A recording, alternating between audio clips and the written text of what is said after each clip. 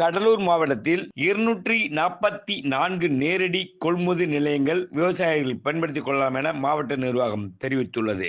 கடலூர் மாவட்டத்தில் 2 லட்சத்திற்கும் மேற்பட்ட ஏக்கரில் நெற்பயிர்கள் செய்யப்படுகிறது. தற்போது நெல் வளர்ந்து அறுவடைக்கு தயாராக உள்ளது. இந்த ஆண்டு பருவத்தில் மழை பெய்ததால் நெல் விளைச்சல் கூடுதலாகியுள்ளது. அறுவடை செய்த நெல்லை கொள்முதல் செய்வதற்கு முதற்கட்டமாக 100க்கும் மேற்பட்ட நெல் கொள்முதல் நிலையங்கள் துவக்கப்பட உள்ளன. குறிப்பாக சிதம்பரம், காட்டுமன்னார் கோவில், விருதாச்சலம் பகுதியில் அதிக அளவு கொள்முதல் நிலையங்கள் மூலம் நெல் கொள்முதல் செய்யப்பட உள்ளது. நெல் அறுவடை சீசன் துவங்கியிருப்பதால் அதிகப்படியான கொள்முதல் நிலையங்கள் திறக்கப்படும். வருகின்ற காவிரி டெல்டா பகுதியில் கூடுதலாக கொள்முதல் நிலையங்கள், மற்ற இடங்களில் நெல் அறுவடையை பொறுத்து கொள்முதல் நிலையங்கள் திறக்கப்படும் என மாவட்ட நிர்வாகம் தெரிவித்துள்ளது. மாவட்டத்தில் இதுவரை 244 கொள்முதல் நிலையங்கள் துவக்க உத்தரவிடப்பட்டுள்ளது. அறுவடை அதிகம் உள்ள பகுதிகளில் மேலும் கொள்முதல் நிலையங்கள் திறக்கப்படும். நெற்பயிரிடும் விவசாயிகள் இவற்றை பயன்படுத்திக் கொள்ள வேண்டும் என மாவட்ட நிர்வாகம் கேட்டுக் கொண்டுள்ளது. இன்றைய இளைஞர்கள் தாங்கள் விழிப்புணர்வுடன் இருக்க வேண்டும் என கடலூர் மாவட்டம் விருதாச்சலம் சார் ஆட்சியர் விஷ்ணுபிரியா அவர்கள் நம்மிடையே பேசுகையில், இளம் தொழில் முனைவோர்கள், முதல் தரவு தொழில் முனைவோர்கள் அவர்களுக்கு அரசு நிதி உதவி செஞ்சு அவங்களுக்கு அந்த தொழில் முன்னெடுப்பதற்கு ஒரு வாய்ப்பை உருவாக்கி தரதுக்கான ஸ்கீம். சரிங்களா?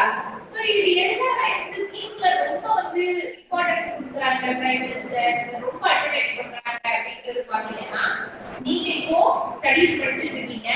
அடுத்தது இந்த ஸ்டடீஸோட சேர்த்து பேரலா இது சம்பந்தமான ஸ்கில்ஸ், திறன்கள் ஏதாவது வளர்த்துக்கலாம்.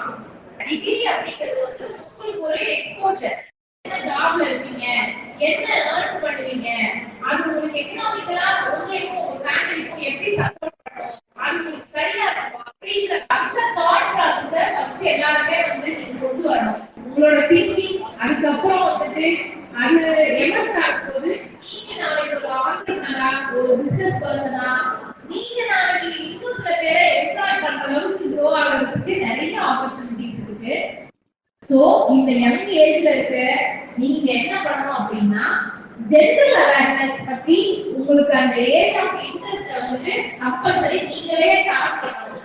இன்னி வரைக்கும் உங்களோட ஏரியா ஆஃப் இன்ட்ரெஸ்ட் உங்களோட ரெகுலர் டிகிரி ஸ்டடீஸ் இருக்கும். அதுக்கப்புறம் என்டர்டைன்மெண்ட்ன்ற மாதிரி இருக்கும். கொஞ்சம் பேர் கிளப்ஸ் அதெல்லாம் இருப்பீங்க.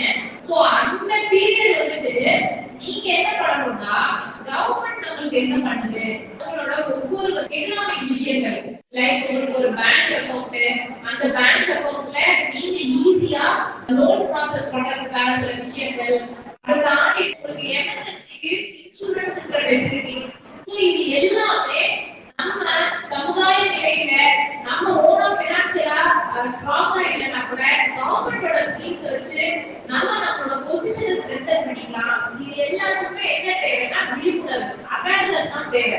மேலும் கடலூர் மாவட்டம் வடலூர் சத்திய ஞான சபையில் வருகின்ற 31ஆம் தேதி 155வது ஜோதி தரிசன விழா கொடியேற்றத்துடன் துவங்குகிறது.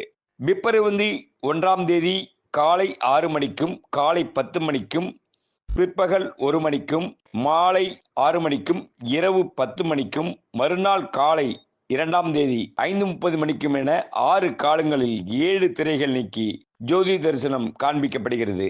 இதனை ஒட்டி மாவட்ட நிர்வாகம் பல்வேறு நடவடிக்கைகளை மேற்கொண்டு வருகிறது.